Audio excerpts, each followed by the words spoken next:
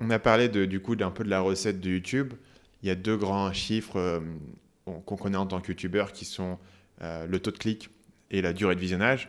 Donc le taux de clic, on en a un Mhm. petit peu parlé, peut-être qu'on reviendra sur le sujet plus tard, mais c'est l'idée que tu veux probablement avoir quelqu'un de connu dans ta miniature ou un truc que les gens connaissent déjà, Mhm. plus une nouveauté que tu vas leur apprendre sur un truc qu'ils connaissent déjà, et probablement de la négativité.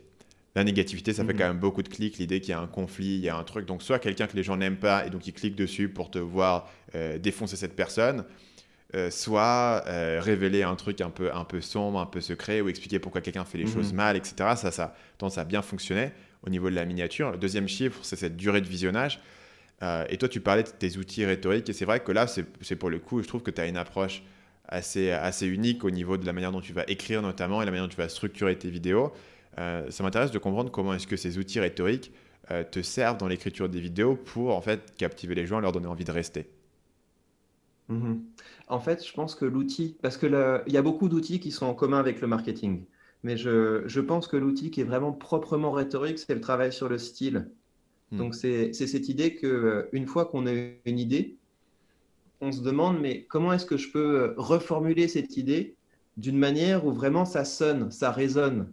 Et là, on a des outils. On a des outils comme des figures de style qui sont beaucoup des effets de parallélisme ou de répétition.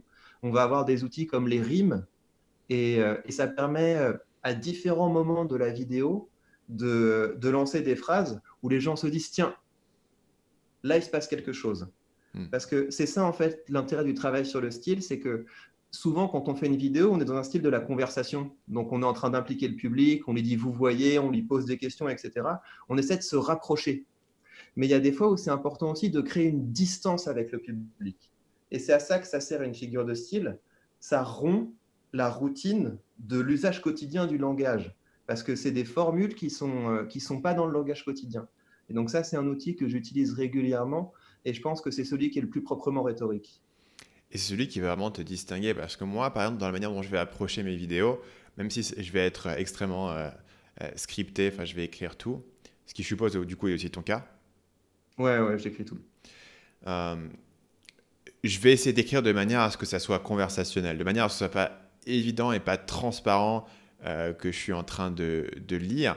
Et surtout, je vais, dans mes vidéos, adapter des codes de YouTubeur. En fait, moi, ma grande idée de départ, c'était que euh, faire un cours sur le marketing, ça fait chier tout le monde et personne n'a envie de regarder un cours sur le marketing. Les gens ont envie de regarder du contenu YouTube natif et YouTube a ses codes pour certaines raisons, c'est parce que c'est ça que les gens ont envie de regarder. Et donc, du coup, ça rentre dans la manière dont ça va être monté, la manière dont ça va être écrit, la manière dont ça va être présenté. C'est le contenu profond que je veux faire, mais si tu parlais pas du tout français et que tu voyais ma vidéo, tu pourrais presque penser que je fais des vidéos comme Squeezie, tu vois, pas tout à fait 100% au niveau du Mhm, montage, c'est pas non plus totalement aussi frénétique, mais je reprends volontairement les codes de YouTube et je m'approprie les codes de YouTube sur mon mhm, contenu. Et toi, tu vas écrire d'une manière qui attire l'attention sur le fait que c'est écrit. Tu vas avoir des rimes, tu mhm. vas avoir des cadences qui se répètent, tu vas presque le déclamer d'une certaine manière. En fait, quand on tombe sur tes vidéos, c'est totalement du coup différent de tout ce qu'on a pu voir parce que ta manière de parler est différente. Et même avant qu'on arrive en fait sur ton analyse, ton contenu, ton avis sur quelque chose, en fait, on a déjà eu quelque chose de différent. Et il y a une forme de pattern interrupt, si on prend le terme marketing, qui est de tiens, je ne m'attendais pas à ça, il y a un peu une surprise. Notamment comme pour le coup, les miniatures rentrent plus dans un code YouTube de le clash Mhm. de machin ou les erreurs de machin. Et d'un coup, on arrive sur un gars qui va nous présenter un truc de manière très carrée et du coup unique sur YouTube. J'ai jamais vu quelqu'un qui allait faire cet effort en termes d'écriture.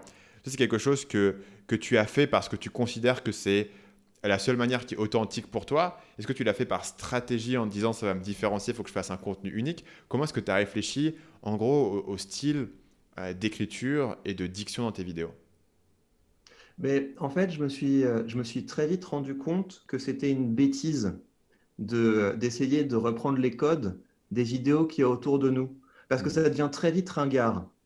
Au début, en fait, quand j'ai fait mes premières vidéos, j'ai essayé de faire ça, des montages où tu cales de toi-même. J'ai même fait des choses vraiment ridicules où j'ai essayé de jouer différents personnages. Ouais, Tu ok. vois, l'horreur. Ouais. Et heureusement, c'était au début de YouTube, tu vois, parce que il y a très peu de gens qui les ont vus. Ouais. Et en fait, tu te rends compte que ce que tu as fait une espèce de mauvaise parodie de ce que font les autres gens autour de toi. Ouais. Et donc, c'est une grosse bêtise.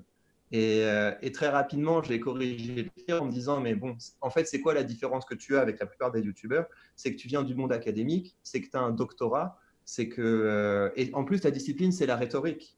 Et donc, il faut assumer d'être ce que tu es.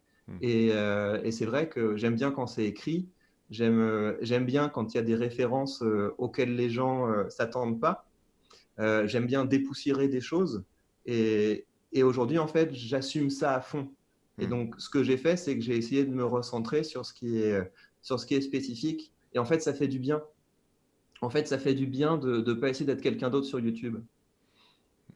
Donc, tu appuies sur ton avantage, qui est en fait ton parcours académique, qui est vraiment cette contrainte sur le côté un peu plus historique et ancien de la rhétorique, plutôt que finalement... et le marier, du coup, c'est intéressant à des éléments d'actualité. Donc, tu es vraiment sur quelque chose de très actuel et à la fois quelque chose de très ancien. Et ça fait un mariage assez unique. Salut, c'est Stan, j'espère que vous avez apprécié cet extrait du podcast Marketing Mania. Bien sûr, vous pouvez retrouver l'ensemble des épisodes du podcast, y compris les instructions sur comment vous abonner sur l'application Apple Podcast ou sur votre téléphone Android en vous rendant sur mon site à l'adresse marketingmania.fr/podcast. Je vous ai mis le lien dans la description de cette vidéo.